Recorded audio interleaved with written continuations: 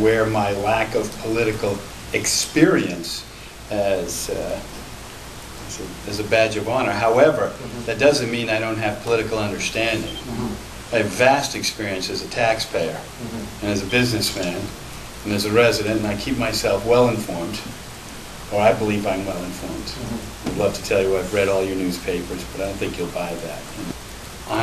You know, this country used to be run by farmers and blacksmiths and such, and today I believe that's what's lacking. I don't think we need another lawyer. Nothing against lawyers. I don't think we need another millionaire businessman paying his way, you know, or buying his way into office. I think we need. I was a little surprised by it too, but I also think that, I mean, I was the first name in the ballot. Let's not be in an unnamed situation. This is called honesty, by the way.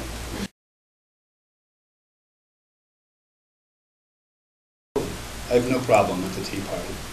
You know, I think, in fact, the thing that really engaged me about the Tea Party is the first time I went to a meeting, at the end of the meeting, they said, you know, they thanked everybody for coming, and they said, now find a candidate and go to work for them. And they didn't say, you know, and I was kind of upset because I was standing there, you know, they didn't say, you know, go to work for Vernon. In fact, Tim Cahill was there. There was a lot of candidates there. And that was very exciting. That was one of the things that was very endearing to me.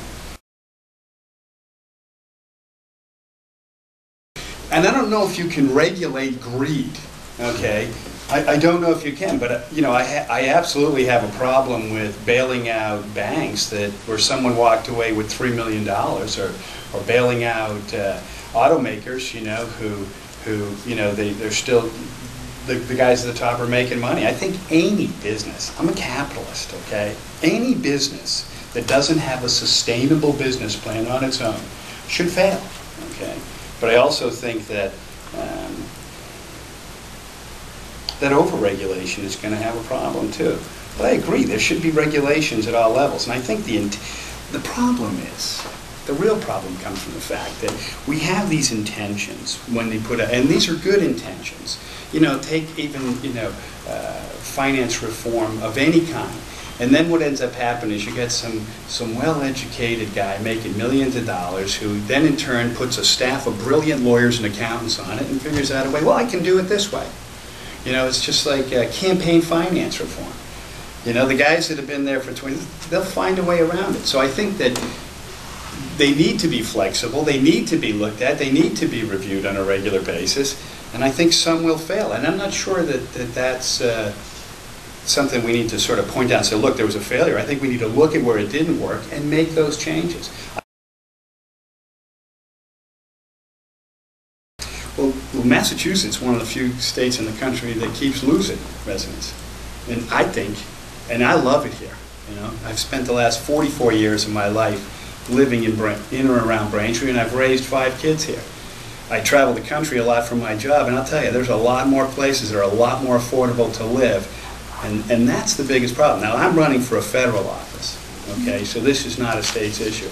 But I think that Massachusetts is absolutely a microcosm of the problem we have in the federal government. In that the state bureaucracy and the size of it here, and the cost to do business. I mean, we're sending people to New Hampshire on a regular basis. You know?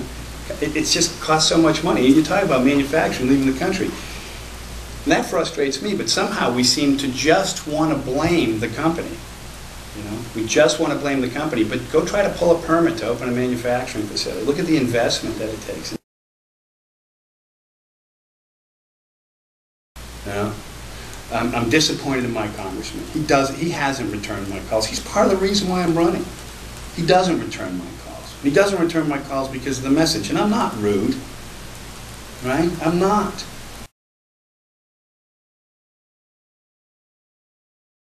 So in your plan, okay, you want to take the rest of us that are still working, take more money out of our pockets and give these folks to have jobs that really aren't producing anything anyways. In fact, maybe we could redistribute them to where they bring more value.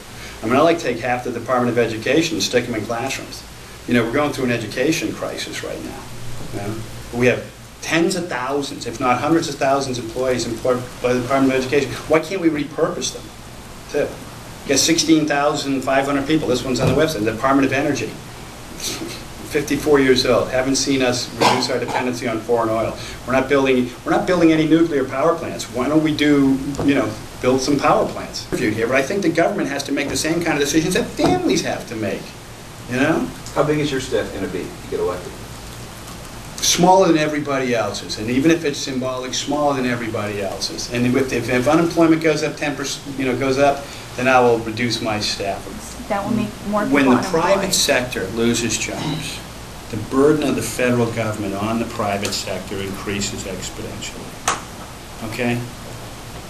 We are growing government on the backs of fewer working Americans, and we shouldn't be doing that. I'm not saying it's the answer for unemployment. It obviously isn't, but I'm thinking it should go hand in hand. Do I think we need to address people who don't have health care? Absolutely. Those who want it, for openness. Do I think there are things that we can do to reduce the cost of health care? Immediately. I think that we need to increase health education. I also think that we have a very large gap between hospitals, okay, and our doctor's office. And I see this improving with things like ambulatory care centers and things like that. But I think taking that same money, we force, for all the right reasons, we force emergency rooms to treat everybody that comes through the door. Without really addressing the problem is that there's people that are forced to go to everyone says it, right? They're forced to go to the emergency room because they don't have insurance. So do we have to have an emergency room? Couldn't we have, right next door, couldn't we just have another office with nurse practitioners and doctors? Insurance itself, okay, I think there needs to be some better regulation, but I also think there needs to be some deregulation to make it more competitive. But I don't think we should force anybody who doesn't want insurance to not have it. In Massachusetts, took a step in the right direction. Where they went too far is when they forced everybody to have it. So here's our answer today. We're going to buy everybody health care whether they want it or not. That's the answer today. I'm suggesting that if someone has the means to pay for health care and chooses not to have it, they shouldn't. But if somebody doesn't have the means, and we have a lot of these programs. We have Medicare, we have Medicaid. We have a lot of these programs today. And if they're not adequate enough, we need to look at those programs. I think until we have control over the border, amnesty for illegal immigration is just a foolish conversation. No insult intended. So if impeaching the president would lead to enforcing our laws, yeah, I'm for that. Do I think businesses that are doing something illegally should be punished? Yeah, just like I think somebody who comes here illegally. But I go back one step further. You're waiting till the problem exists. You want to wait till the problem exists to address it.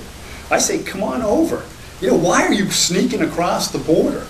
I think this is a classic mischaracterization of the Tea Party itself. I'm about controlling the borders. I don't think anybody is saying that nobody can come here. And if they are, then let me be the first to say, that's not what I'm talking about. But let's just say we knew that guy come across the border and we gave him a temporary work visa. Okay, now we have control. We know where he is. He comes across the border. U.S. unemployment is up to 10%. We turn to the company and we say, look, just like affirmative action, you've got to hire some of these unemployed Americans. You've got to have a percentage. Instead, let's let people risk their lives, sneak across the border, do everything illegal to exist, drive illegal, not have insurance, hide their children, move around a lot, not pay their rent, not be accountable by our laws because they simply can change their name or just move out. Okay, but let's go after the company that might possibly hire that guy.